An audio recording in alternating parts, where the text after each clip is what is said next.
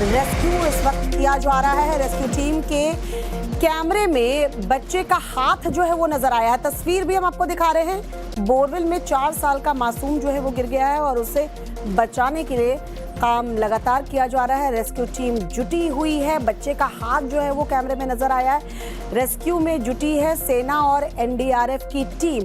Borewell में leakage से rescue में बताया जा रहा है कि परेशानी आ रही है। खेलते खेलते 4 साल का मासूम जो है वो खुले बोरवेल में जा गिरा था। बच्चे को किसी भी वक्त बताया जा रहा है बाहर निकाला जा सकता है। मनोज हमारे सहयोगी इस वक्त हमारे साथ लाइव जुड़ चुके हैं। मनोज, इस वक्त स्थिति क्या है? बताया जा रहा है किसी भी वक्त बच्चे को बाहर निकाला जा सकता है।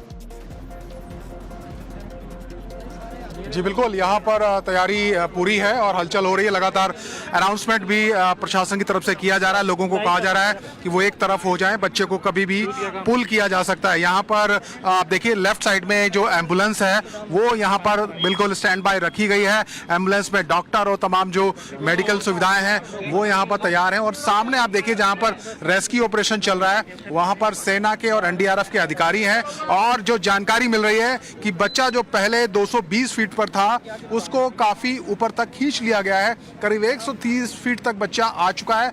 अब उसको दूसरे हुक से फंसाने की कोशिश की जा रही है ताकि उसको कुशलता के साथ बाहर निकाला जा सके। और लगातार अनाउंसमेंट यहाँ पर की जा रही है कि सभी लोग एक तरफ हो जाएं। बच्चे को खींचने की स्थिति कभी भी आ सकती है। तो कुल मिलाकर देखिए यहाँ पर जो फायर ब्रिगेड की गाड़ियाँ थी या और एम्बुलेंस थी वो पूरी तरीके से यहाँ पर तैयार नजर आ रही है। और बच्चे को पहुँचने में बच्चे तक कामयाब हो सकी यहाँ पर रेस्क्यू टीमें। और हमने सीसीटीवी फुटेज भी देखा है कि जो रस्सी के साथ कैमरा डाला गया था उससे बच्चे का हाथ दिखाई देता है और उसी से पता लगा था कि बच्चा कितनी गहराई में फंसा हुआ। बहरहाल सफलता मिलती हुई दिखाई दे रही है और सभी यहाँ पर यही दुआ कर रहे हैं कि बच्चा सुरक्षित और कुशलता के साथ सकुशल उसको बाहर निकाला जाए। फिलहाल तैयारी यहाँ पर है और काफ़ी देर से सब लोग यहाँ इंतज़ार कर रहे हैं। 12 घंटे से ज़्यादा का वक्त बीत चुका है लेकिन अभी तक बच्चा बाहर नहीं निकाला जा सका है। लेकिन अब ऐसी जानकारी मिल रही है कि कभी भी बच्चे को बाहर निकाला जा सकता है। इसकी तैयारियां फिलहाल यहाँ पर मनोज, नजर बनाए रखिए। जैसे ही वो पल आएगा बच्चे को बाहर निकाला जाएगा हम वो तस्वीरें भी टाइम्स नाउ भारत पर दिखाएंगे। फिलहाल आपका बहुत बहुत शुक्रिया। और चलिए आगे बढ़ते हैं। बात करेंगे पवित्र अमरनाथ यात्रा की, जिसकी शुरुआत होने में अब कुछ ही दिन बाकी है। 3 जुलाई से श्रद्धालु बाबा बर्फानी के दर्शन कर सकेंगे लेकिन उससे पहले पूरे जम्मू कश्मीर में सुरक्षा व्यवस्था चाक चौबंद कर दी गई है। अमरनाथ यात्रा के लिए पूरी तैयारियां कर ली गई हैं। बाबा के भक्तों को यात्रा के दौरान किसी भी प्रकार की परेशानी ना हो इसके लिए खास इंतजाम किए गए हैं। जम्मू कश्मीर में सुरक्षा व्यवस्था चाक चौबंद की गई है। आज से यात्रा के लिए टोकन बांटने की प्रक्रिया जो है वो जम्मू में शुरू कर दी गई है। इस दौरान टोकन के लिए पहुंचे बाबा के भक्तों में जोश उनका हाई नजर आया।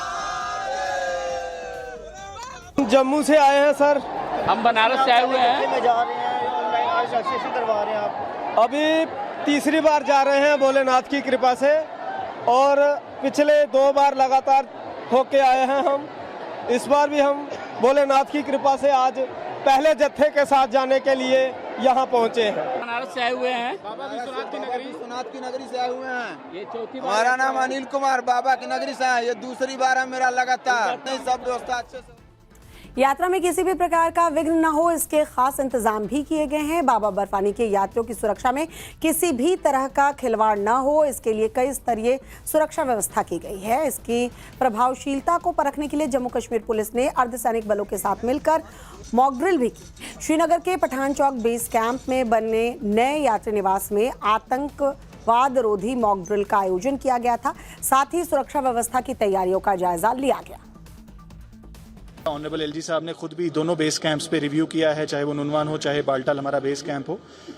क्योंकि integrated command and control centre भी एक नर्व सेंटर रहता है इंफॉर्मेशन का, मॉनिटरिंग का। और हमारे जो पीटीसी कैमराज या दूसरे कैमराज ट्रैक पे लगते हैं उनकी सबकी मॉनिटरिंग हमारी टीम्स यहाँ पर करती हैं। तो हमारी कोशिश यही है कि फुल प्रूफ अरेंजमेंट्स पूरे यात्रा ट्रैक पर रहें, पिलग्रिम्स के लिए बेस्ट से बेस्ट सर्विसेज हों और राउंड द क्लॉक मॉनिटरिंग हमारी टीम्स वैसे भी कमांड एंड कंट्रोल सेंटर में करती हैं, बट यात्रा के दौरान थोड़ी मॉनिटरिंग ज़्यादा इंटेंस रहती है। तो उसी का जायजा लेने आज हमारी टीम आई है और हमारी यही कोशिश भी है कि आगे आने वाले टाइम में जैसे पिलग्रिम्स 2 तारीख से जम्मू से या 3 तारीख को यहाँ से रवाना होना शुरू करते हैं तो जो मूवमेंट है और जो ट्रैकिंग है वो इफेक्टिवली कर सकें। वहीं पूरे सुरक्षा व्यवस्था के लिए जम्मू कश्मीर में कंट्रोल रूम बनाए गए हैं। बाबा बर्फानी की यात्रा के लिए तैयारी कैसी है, दिखाते हैं हमारे सहयोगी की एक रिपोर्ट। बाबा बर्फानी की यात्रा 3 जुलाई से शुरू होने जा रही है। 2 जुलाई को पहला जत्था जम्मू भगवती नगर बेस कैंप से रवाना किया जाएगा। वहीं जम्मू से लेकर श्रीनगर तक पूरी तरीके से सुरक्षा व्यवस्था को चाक चौबंद किया गया है। इस समय हमारी मौजूदगी है जम्मू म्युनिसिपल कॉर्पोरेशन के integrated command and control centre में। यहां पर तकरीबन 610 कैमरेज की लाइव फीड जो है वो इस कंट्रोल रूम में आती हैं।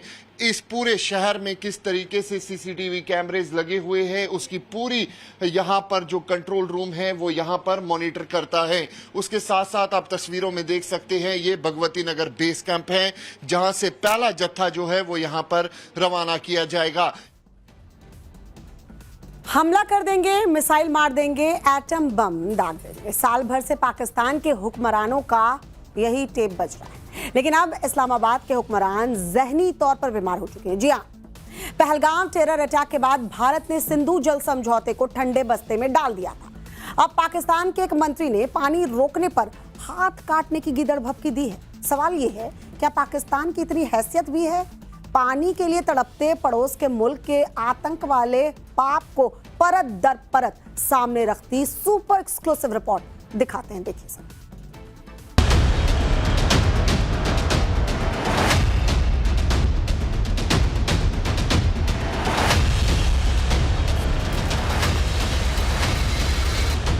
पानी के लिए पल पल प्यास से मरते आतंकी मुल्क पाकिस्तान से कीदड़ भभकी की लेटेस्ट किश्त है।